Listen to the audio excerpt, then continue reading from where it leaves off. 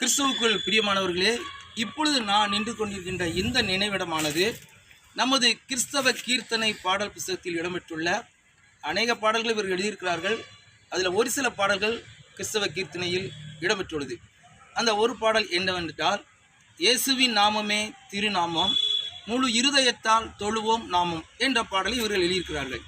இந்த பாடலை தான் முதலாக இசைத்தட்டில் சகோதரி பாரதி போல் அவர்கள் பாடிய பொழுது உலகமெங்கும் அந்த பாடல் மிகவும் பிரசித்தமாக ஆக்கப்பட்டது.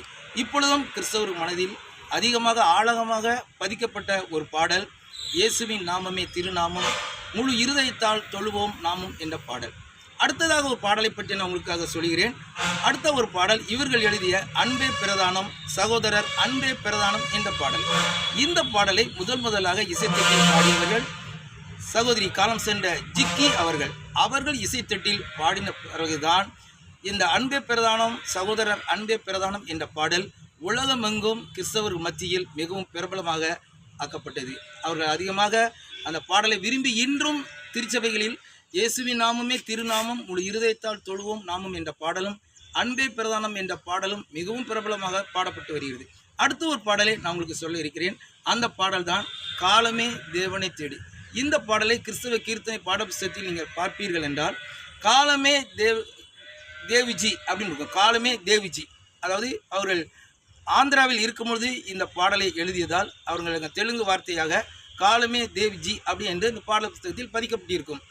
இந்த பாடல் மிகவும் பிரபலமாக காரணமாக இருந்தவர்கள் யார் என்றால், இந்த பாடலை எழுதியவர் நமது ஐயா சிபி ஞானமணி அவர்கள்.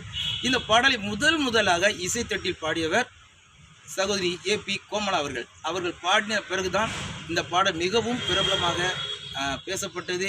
அநேக மக்கள் மத்தியில் இன்றும் ஆலயங்களில் பாடப்பட்டு வருகிறது. இப்படி மிகவும் பிரபலமான பாடலை எழுதிய ரவன் சிபி ஞானமணி ஐயா அவர்களுக்கு ஒரு சல்யூட். அருமையானவர்களே, இன்னும் நம்முடைய கிறிஸ்தவ கீர்த்தனை பாடலாசிரியர்களுடைய நினைவிடங்களை தேடுவதே எனது கடமையாக இருக்கிறது என்பதை நான் உங்களுக்கு சொல்லிக் கொள்கிறேன். God bless you.